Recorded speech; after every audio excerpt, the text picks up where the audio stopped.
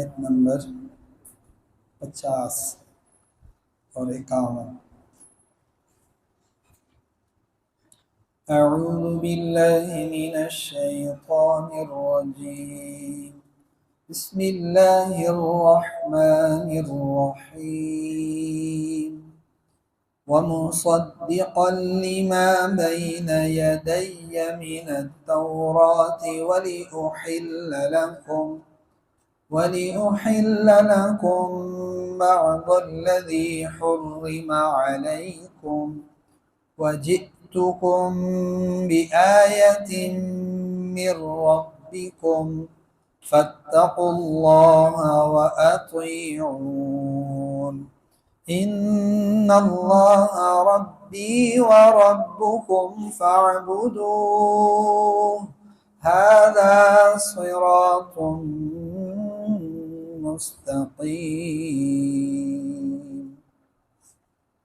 گزشتہ آیات میں حضرت عیسیٰ علیہ السلام کی پیدائش کی بشارت اور آپ کے نبی بننے کی بشارت دی گئی، اور آپ کو آپ کی نبوت پر، آپ کی رسالت پر ملنے والے معجزات کا بیان تھا کہ اللہ تعالیٰ نے ان کو بنی اسرائیل کی طرف نبی اور رسول بنا کر بھیجا، اور نبوت اور رسالت کی صداقات میں، اس کے سچے ہونے میں، صداقت میں بہت سے معجزات اللہ تعالیٰ نے انہیں دیے تھے، جن میں سے ایک مٹی کی بنے ہوئے پرندے کو وہ پھونک مارتے تو وہ سچ مچ کا پرندہ بن جاتا، مادرزاد اندھے اور کوڑ کے مریضوں کو ہاتھ پھیرتے یا دم کرتے وہ اس سے صحیح سالم ہو جاتے، اور مردوں کو وہ قم بإذن اللہ کہہ کر آیت اللہ کی اسم اعظم کے ساتھ پڑھ کر انہیں قم بإذن اللہ کہتے تو وہ زندہ ہو کر کھڑے ہو جاتے۔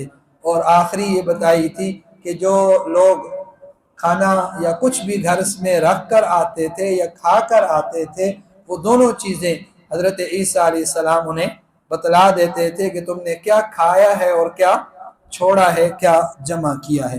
تو یہ سب کی سب بطور معجزہ کا تھا، یہ علم غیب نہیں ہے، اور ان کو یہ نہیں کہا جاتا تھا کہ وہ ان کی ہر ایک چیز کے بارے میں جانتے ہیں، فقط وہ چیزیں جو انہوں نے کھائیں یا ذخیرہ کی تھی کھانے کے اس میں سے، تو وہ ان کو بطور معجزہ کے بتاتے تھے کہ دیکھو میرے پاس کوئی طاقت نہیں، اور سب جانتے ہیں کہ کسی بھی انسان کے ہاتھ میں غیب کی بات بتانے کا کوئی طریقہ نہیں ہوتا سوائے اس کے کہ اسے اللہ تعالیٰ کی طرف سے وہ بتائی جائے۔ میں نے تمہیں جو کچھ بتایا ہے، جو کچھ کر کے دکھایا، یہ سب کا سب کس کی طرف سے ہے؟ اللہ کی طرف سے مجھے ملا ہے، تو اس کا مطلب ہے کہ میں اللہ کی طرف سے بھیجا ہوا رسول ہوں، پیغمبر ہوں۔ اسی کی بات آج بھی اسی کی آیات میں حضرت عیسیٰ علیہ السلام کا ایک قول ہے اور آگے اپنے آنے کا مقصد ہے۔ وَمُصَدِّقًا لِمَا بَيْنَ يَدَيَّ مِنَ التَّوْرَاةِ، اور میں تصدیقی طور پر آیا ہوں، میں اس بات پر تصدیق کرتا ہوا آیا ہوں، بَيْنَ يَدَيَّ مِنَ التَّوْرَاةِ، جو کچھ تمہارے پاس آ چکا پہلے، بَيْنَ يَدَيَّ تمہارے آگے ہے، یعنی تورات میں سے جو کتاب تمہیں ملی ہے میں اس کی تصدیق کرتا ہوں۔ وَلِأُحِلَّ لَكُمْ، اور میرے لیے کام یہ ہے، وَلِأُحِلَّ لَكُمْ بَعْضَ الَّذِي، اور میں تمہارے لیے حلال کرتا ہوں بعض ان چیزوں کو، الَّذِي حُرِّمَ عَلَيْكُمْ، جو تم پر حرام کر دی گئی تھی۔ وَجِئْتُكُمْ بِآيَةٍ، اور میں آیا ہوں تمہارے پاس، بِآيَةٍ دلائل کے ساتھ، مِن رَبِّكُمْ تمہارے رب کی طرف سے۔ فَاتَّقُوا اللَّهَ وَأَطِيعُونِ، ان ساری چیزوں کا مجموعہ آخری نتیجہ یہ ہے کہ تم کیا کر لو، فَاتَّقُوا اللَّهَ، تم اللہ سے ڈرو، اللہ کا تقوی اختیار کر لو، وَأَطِيعُونِ، اور میری اطاعت کر لو۔ اللہ سے ڈرنا کیا ہے کہ رسول کی کیا کر لو، بات مان لو، انہیں نبی اور رسول مان کر ان کی پیروی اور اطاعت کر لو، ان کی فرما برداری کر لو۔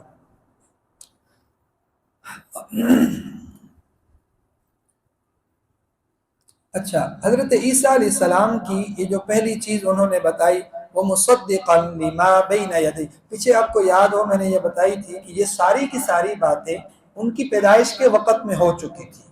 انہیں یہ باتیں کہلوائی گئیں کہ یہ نبی بنائے جائیں گے، اس کے بعد ان کے یہ معجزات اللہ انہیں عطا فرمائیں گے اور وہ آ کر لوگوں کو یوں کلام کریں گے۔ ان میں سے ایک یہ بتائی تھی کہ جب وہ نبی بنیں گے تو وہ کیا کہیں گے کہ میں تمہارے لیے پچھلی کتابوں کی تصدیق کرنے والا ہوں، تمہارے پاس جو کتاب موجود ہے تورات۔ اچھا، آپ کو یاد ہے یہ بات ہم نے عرض کی تھی کہ موسیٰ علیہ السلام کے بعد جو کتاب والے نبی ہیں وہ ایک حضرت عیسیٰ علیہ السلام آئے ہیں، اس کے حضرت موسیٰ کے بعد۔ تو وہ یہ بتاتے ہیں کہ تمہارے پاس موجود کتاب کی میں تصدیق کر رہا ہوں، جیسے تمہارے وہ نبی وہ کتاب جس کو تم مانتے ہو اس کو برحق سمجھتے ہو، تو میں بھی تو اسی کی تصدیق کر رہا ہوں، میں کوئی نئی بات نہیں کہہ رہا، میں بھی اسی نبی کی بات، میں بھی اسی اللہ کی رب کی بات کرتا ہوں جس کی حضرت موسیٰ کرتے تھے، میں اسی کتاب کی جو حضرت موسیٰ لے کر آئے تھے جس کو تم لوگ مانتے ہو۔ حضرت عیسیٰ علیہ السلام کے آنے سے پہلے سب کیا تھے؟ بنی اسرائیل اور یہود تھے، یہودی تھے نا۔ حضرت موسیٰ علیہ السلام کے ماننے والے کیا کہلاتے ہیں؟ یہودی کہلاتے ہیں۔ تو حضرت عیسیٰ علیہ السلام کی نبوت سے پہلے کیا تھے؟ سب یہودی تھے۔ تو ان یہودیوں کو یہ کہا جا رہا ہے کہ میں تمہارے نبی، میں تمہاری کتاب کی تصدیق کر رہا ہوں، میں کوئی انہیں جھوٹا نہیں کہہ رہا ہوں، میں کوئی ان کے خلاف نہیں ہوں، میں بھی تو انہی کا بھائی ہوں، اسی کتاب کا درس دے رہا ہوں اور اس کتاب کی تصدیق کرتا ہوں کہ وہ سچی اور سچی کتاب تھی، وہ اللہ کی طرف سے تھی، اللہ کے ایک بندے پیغمبر حضرت موسیٰ پر نازل ہوئی۔ یہ معنی ہے مصدقا لما بین یدی من التوراۃ کا۔ ٹھیک ہوگی، میں کوئی نئی بات، میں بھی اسی نبی کی تصدیق کر رہا ہوں، اس کتاب کی بھی تصدیق کر رہا ہوں، جب تم اس کو مانتے ہو تو میری نہ ماننے کی کوئی وجہ نہیں ہے۔ ٹھیک ہے، ایک تو یہ تھا۔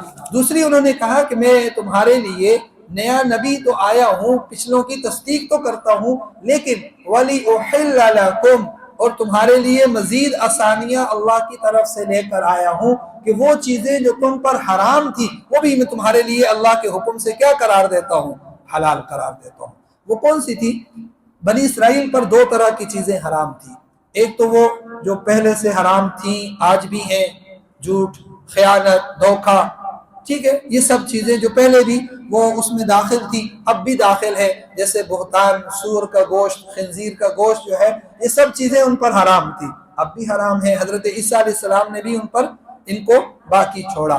بعض وہ چیزیں تھیں، ہم نے جو آپ کو یاد ہونا شروع کے سپاروں میں ان کی یہود کی شرارتوں کا، خباثتوں کا ذکر پڑھا تھا، ان میں سے بعضوں کو خنزیر بنایا گیا، بعضوں کو ہلاک کیا گیا، وہ ساری جو ان کو شرارتیں تھیں، تو وہ وَلِأُحِلَّ لَكُمْ، وہ چیزیں جو تمہاری شرارتوں کی وجہ سے تم پر پابندیاں لگیں، جو تمہاری جنا خرمستیوں کی وجہ سے، تمہاری شرارتوں کی وجہ سے اللہ نے تم پر جو چیزیں حرام کی، وہ کون سی چیزیں حرام تھی؟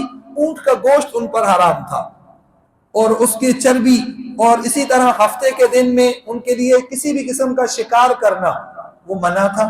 تو یہ جو چیزیں تھیں یہ ان کی مستیوں کی وجہ سے پابند ہوئی تھی۔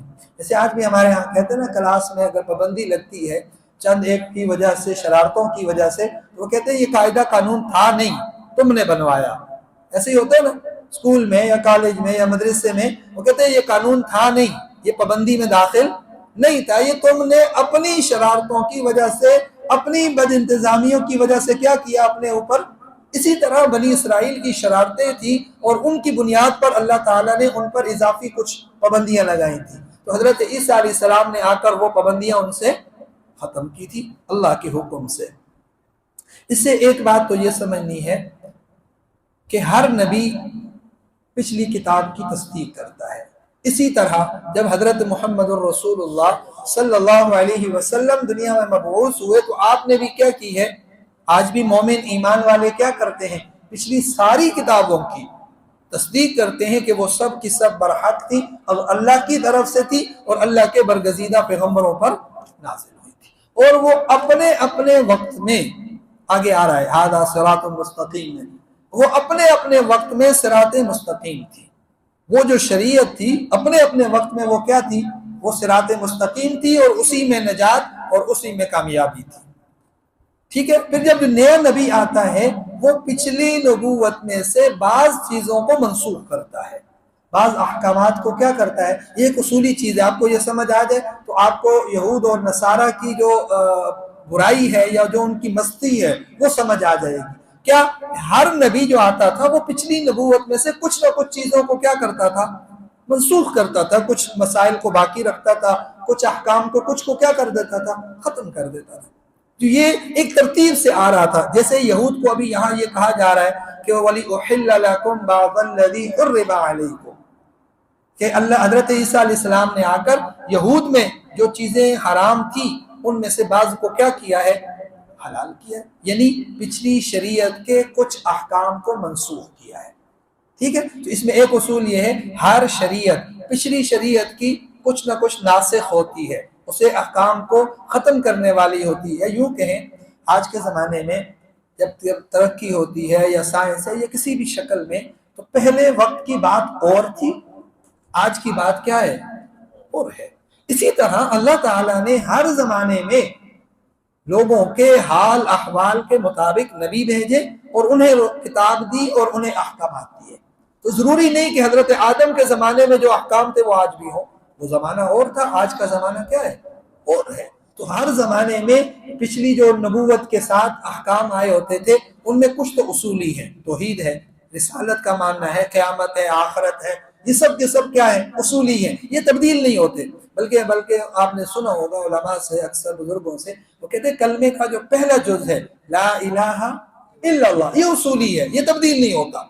ہاں طریقوں میں، بعض عبادات کی طرز میں، کام کرنے کے طریقے کیا ہوتے ہیں، تبدیل ہوتے ہیں. وہ ہے محمد الرسول اللہ، یا لا الہ الا اللہ آدم صفی اللہ، لا الہ الا اللہ ابراہیم خلیل اللہ. تو لا الہ الا اللہ جو اصول ہے وہ پکا ہے، لیکن طریقہ کیا ہو سکتا ہے، ہر زمانے میں مختلف ہے. آج کل ایک الگ طریقہ ہے کچھ کاموں کا، پہلے الگ تھا، تو یہ ضروری نہیں. تو اس میں ہمیں ایک بات یہ سمجھ آئی کہ حضرت عیسیٰ علیہ السلام نے جیسے پہلے احکام کو منسوخ کیا، تو ایسے ہی حضور نبی کریم صلی اللہ علیہ وسلم کی بعثت کے بعد پچھلی جتنی بھی شریعتیں تھیں وہ منسوخ ہوئی. پہلے جزوی ہوتی تھی، اب کیا ہوگی، کلی ہوگی. لیکن ہوتی تھی نا، پہلے سے یہ چلا آ رہا تھا، یہ کوئی نئی بات. یہاں پر اللہ تعالیٰ نے بڑے عجیب انداز میں یہود اور نصارہ کو دعوت دی ہے. کیا دی ہے، دعوت دی ہے کہ دیکھو یہ باتیں تو پہلے سے چلی آ رہی ہیں. پہلے سے ایسے ہوتا ہے کہ ہر نبی کچھ نہ کچھ احکام منسوخ کرتا ہے. ہاں آخر میں حضرت محمد الرسول اللہ صلی اللہ علیہ وسلم آئے، تمام انبیاء کے سردار. اب ان کی شریعت اتنی اعلیٰ اور کامل ہے کہ پچھلی ساری کی ساری شریعتیں اب اس زمانے میں ان کی ضرورت نہیں، وہ سب کی سب کا احاطہ آپ کی طریقوں میں، آپ کی عادت میں آ گیا. تو اب ہمارے لیے کوئی اور طریقہ، اب اگر کوئی اور طریقہ پسند کرتا ہے تو وہ گویا رسول اللہ صلی اللہ علیہ وسلم کے کامل ہونے میں شک کرتا ہے. نعوذ باللہ من ذالک. پتہ نہیں اس بات کی طرف پہنچے ہیں یا نہیں. آج کے ہم نوجوانوں میں ایک بات یہ پائی جاتی ہے کہ ہمیں وہ طریقے پسند آتے ہیں جو غیروں کے ہیں. تو آپ تنہائی میں جا کر بیٹھیے گا، اللہ تعالیٰ کو حضور کے طریقے اتنے پسند تھے کہ پچھلے نبیوں کے طریقے بھی منسوخ کیے. پچھلے نبیوں کے بالکل یا سارے کے سارے طریقے کیا کر دیے، منسوخ کر دیے. تو آج اگر ہم پھر واپس جہالت کے زمانے میں جاتے ہیں، بہتر طریقوں کو چھوڑ کر، بہتر اور افضل طریقوں کو چھوڑ کر غیروں کے ناپسندیدہ اور گھٹیا طریقوں کو ناپسند کرتے ہیں، تو کیا میں حضور کی محبت کا دعویٰ یا میں حضور کی، آپ کی کمال کا دعویٰ، آپ کے رحمت للعالمین ہونے کا دعویٰ کر سکتا ہوں؟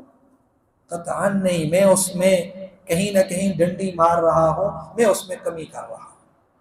ٹھیک ہوگی. تو یہ ایک بہت ضروری پوائنٹ ہے، اپنے آپ کو حضور کے طریقوں کو اتنا اہم سمجھے، اتنا اہم سمجھے کہ آپ کو اس کے علاوہ کوئی طریقہ پسند نہ آئے. یہ حضور سے محبت ہے، یہ محمدی ہونے کا ثبوت ہے کہ ہمارے پاس وہ طریقے موجود ہیں جو اللہ کو سب سے محبوب اور پسندیدہ ہیں. ان سے بہتر طریقہ کوئی نہیں، نہ عبادت کا، نہ معاملات کا، نہ معاشرت کا، نہ خوشی ظاہر کرنے کا اور نہ غم ظاہر کرنے کا. کوئی طریقہ نہیں. اس سے بہتر اگر طریقہ ہوتا تو اللہ اپنے محبوب نبی محمد الرسول اللہ صلی اللہ علیہ وسلم کو ضرور بتاتے اور ان سے وہ طریقہ ضرور کرواتے. تو اگر آج ہم ان کے طریقوں سے ہٹ رہے ہیں تو اس میں مطلب یہ ہے کہ ہم حضور کے کمال میں کمی سمجھتے ہیں. ہم کسی غیر کے طریقے کو بہتر سمجھتے ہیں۔ اللہ ہم سب کی حفاظت فرمائے اور سب کو سنت طریقے پر جو کامیابی کی ضمانت ہے، دلیل ہے، اللہ اس پر چلنے ہمیں نصیب فرما دے۔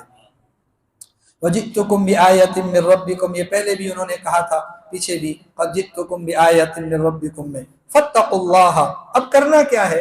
میں نبی تو بن کر آیا، میں تمہارے لیے اللہ کا پیغام لایا، سب کچھ، تو کیا مقصود ہے، کیوں آیا؟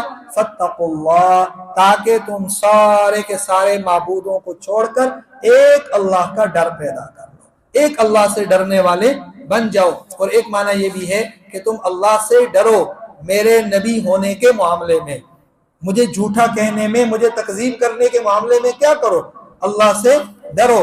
اور آگے اس کا معنی کی تائید بھی ہو رہی ہے، وَأَطِيعُونَ، اللہ سے ڈر کر پھر کیا کرو، مجھے جھوٹا نہ کہو بلکہ میری اطاعت کرو۔ وَأَطِيعُونِی ہے اصل میں یہ لفظ، ٹھیک ہے، نی، میری اطاعت کرو۔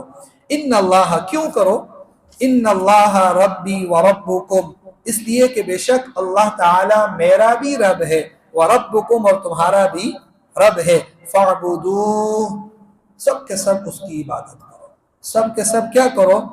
اس میں ایک تو عیسائیوں کے دعوے کا رد ہے کہ حضرت عیسیٰ خدا ہیں۔ آپ فرما رہے ہیں ان اللہ ربی، اللہ میرا بھی رب ہے، میں اس کا بندہ ہوں، وہ میرا معبود ہے، میں اس کی مخلوق ہوں، وہ میرا خالق ہے، وہ میں اس کی مملوک اور وہ میرا مالک ہے، میں خدا۔ ان اللہ ربی، پہلے تو اللہ میرا رب ہے، میں اللہ کا بندہ ہوں، وربکم، پھر تم سب کے سب اللہ کے بندے ہو، تو پھر جب اللہ کے بندے ہیں، غلام ہیں، تو پھر کیا کرو، فاعبدو، اللہ کی عبادت کرو۔ اطیعونی، نبی کے طریقے پر کیا کرو، اللہ کی عبادت کرو۔ فاعبدو ھذا صراط مستقیم، ھذا صراط مستقیم، یہ کیا ہے، نبی کے طریقے پر اللہ کی عبادت کرنا، ھذا صراط مستقیم، یہ سیدھا راستہ ہے۔ تو میں نے آپ کو شروع میں بتا دی کہ ہر نبی کے زمانے میں وہی سیدھا راستہ ہے۔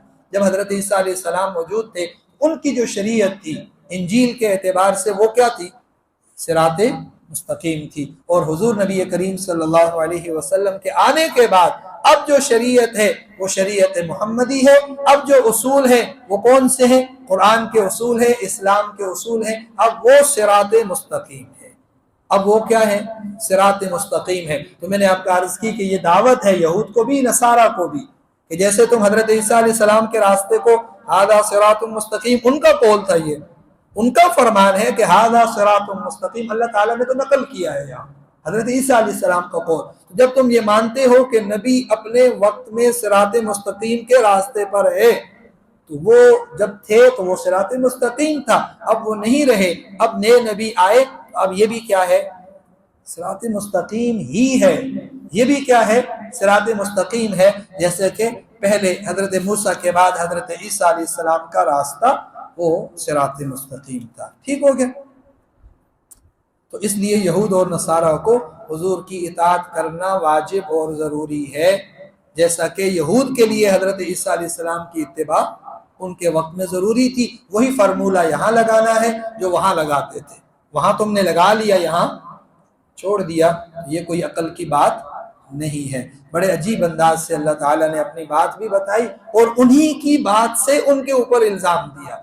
جو چیز تمہارے لیے کل تک اصول تھا آج وہ ختم ہو گیا، کل تک تمہارے لیے جو صراط مستقیم تھا آج وہی صراط مستقیم، اور تم اس کا انکار کر رہے ہو، کیوں کرتے ہو؟ تمہیں انکار کرنا بنتا نہیں ہے، تمہیں تو پتہ ہے یہ سارے طریقے ایسے ہی ہوتے ہیں، آج بھی وہی ہے۔